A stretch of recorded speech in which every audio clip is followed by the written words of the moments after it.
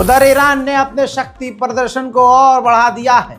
Iran अपनी ताकत दिखा रहा है। ईरान ने अपने नए हथियार, नई मिसाइल, नए डिफेंस सिस्टम को दुनिया के सामने रख दिया है।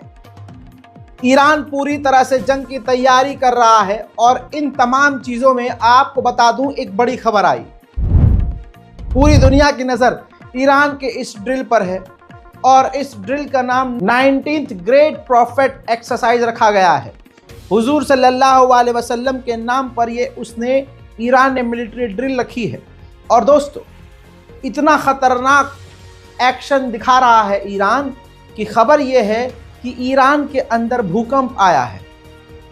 लेकिन वेस्ट एक्सपर्ट ये कह रहे हैं कि ईरान ने इसी मिलिट्री एक्सरसाइज के दौरान परमाणु का कुछ न कुछ हरकत करा है, यानी छोटा मोटा कुछ परमाणु से खेल खेला है, जिससे ये भूकंप आया है। अमेरिका और इजराइल फौरन भीज के खड़े हो गए कि आहा, अब पता नहीं है क्या होगा। इसीलिए अमेरिका और इजराइल बात तो कर रहे हैं अटैक करने की, लेकिन ऐसा कुछ कर नहीं रहे हैं। ईरान ने उधर अपनी तमाम हथियार, बल्कि ईरान ने एक ऐसी मिसाइल लॉन्च कर दी है जो किसी भी देश के बंकर ब्रस्टर्स, जिस मिसाइल से इजराइल ने ईरान के कमांडर समेत जो लेबनान में थे और ईरान के और हिजबुल्लाह के लीडर हसन नसरुल्लाह को मारा था, उस मिसाइल को रोकने वाली मिसाइल भी बना ली है। बंकर ब्रस्टर्स मिसाइल को भी हवा में ही मार गिरा सकता है ईरान। ऐसे नए नए हथियारों के साथ ईरान ने खतरनाक ड्रिल की है। एक ताज़ा झलक।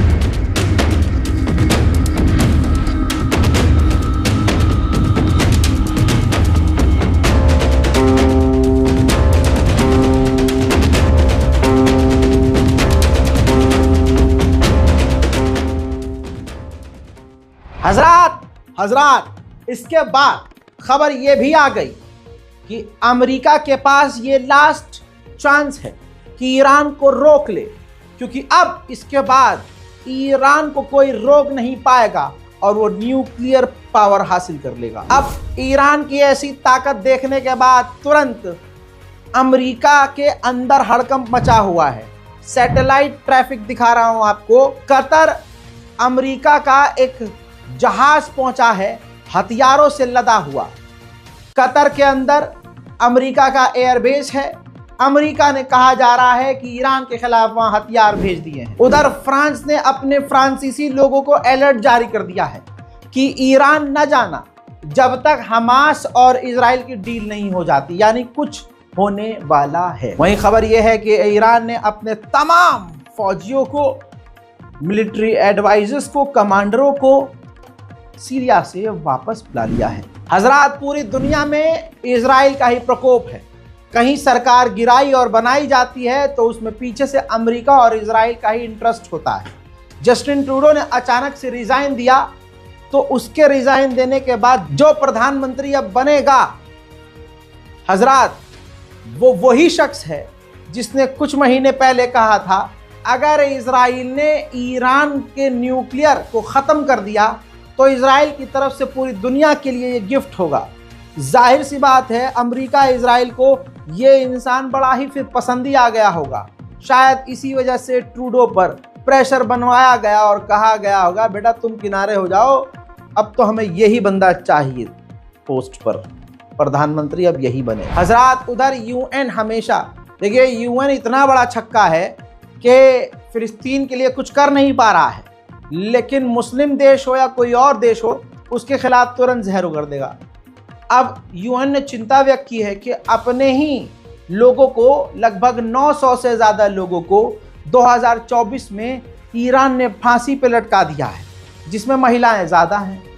बताइए, जबकि ईरान अगर किसी को फांसी देता है तो सबूत के आधार पर देता है, और वहाँ हिंदुस्तान की तरह 20 साल केस नहीं चलता है।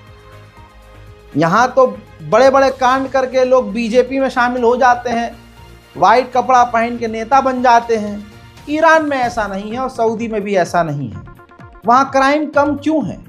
क्योंकि भाई वहाँ यही तो चलता है, पकड़े गए, गलत हो गया, तुमने कुछ कर दिया तो भाई साहब हाथ पैर, चोरी करी तो हाथ काट दिए जाएंगे, लौंडिया ताड़ी तो आँख फोड़ दी जाएगी, कोड़े मारे जाएंगे, और कुछ उल्टा सीधा इससे और एक्सट्रीम कर दिया तो लटका दिए जाओगे पब्लिकली। तो इसीलिए वहाँ भाई साहब क्राइम कम है और हमारे यहाँ ज़्यादा।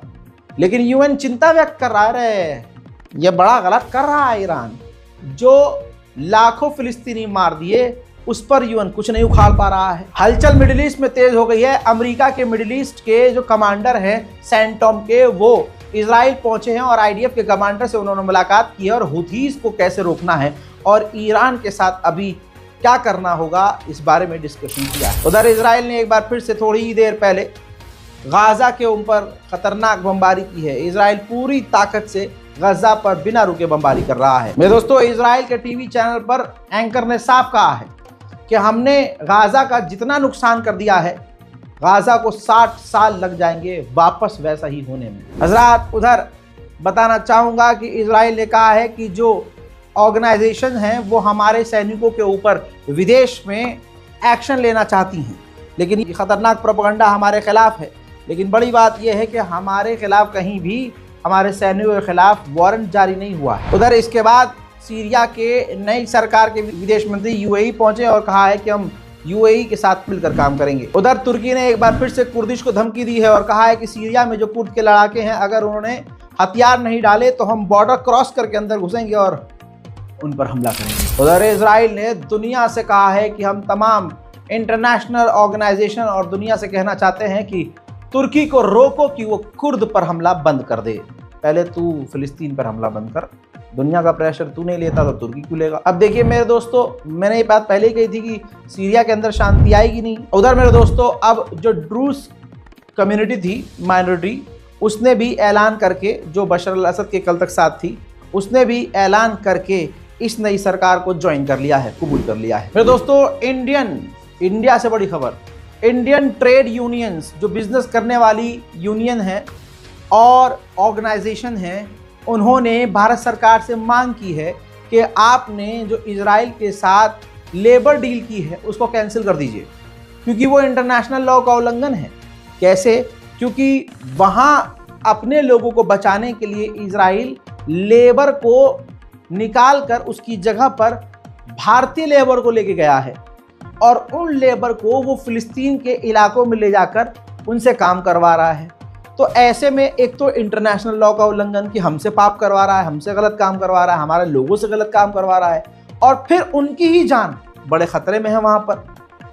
दोस्तों, भारत सरकार वैसे इस पर कुछ करेगी नहीं। मेरे दोस्तों, इजराइल की इल्बिट कंपनी जर्मनी के लिए आर्टिलरी सिस्टम बनाएगी। देखिए, इजराइल के ही अखबार टाइम्स ऑफ इजराइल ने खुद छापा है कि इजराइल की मिलिट्री एक फिलिस्तीनी को ह्यूमन शील्ड की तरह इस्तेमाल कर रही थी, उसको आगे रख रही थी, और जहां भी उसको लगता था कि इस इलाके में हमास मौजूद है तो वो इजराइल के कपड़े उसे पहनाकर उसे भेजते थे कि जा उस इलाके में।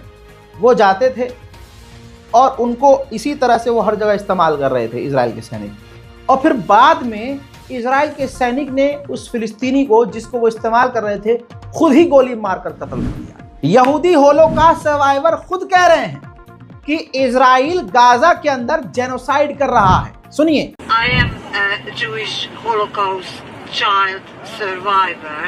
I'm also a Holocaust researcher, and I do a lot of publications and presentations about the horrors of what happened during the Holocaust. It is precisely because of what I know what happened in the Holocaust that I am heartbroken and protest against what's happening now against the Palestinians. It is horrendous, and all I can say is that Hanukkah light, for me Hanukkah is not only the Maccabees victory above the Greeks, it's also light. And let's hope that people will see the light and stop the atrocities. मेरे दोस्तों, middle east से सबसे बड़ी खबरों में सबसे कम वक्त के लिए यही एक वीडियो आपके सामने रखनी थी। इस रिपोर्ट को शेयर कीजिए। इससे पहले के जो अपडेट्स हैं उनको देखिए। कोशिश हमारी यही है कि आपको मेन खबर बताएं और बहुत आसान ज़बान में और जल्दी। हमारी किसी भी वीडियो से आपका टाइम वेस्ट नहीं होगा। लिहाजा आपसे गुजारिश है कि चैनल को सब्सक्राइब कीजिए, वीडियो को शेयर कीजिए और अपनी दुआओं में हमें याद रखिए। जय हिंद।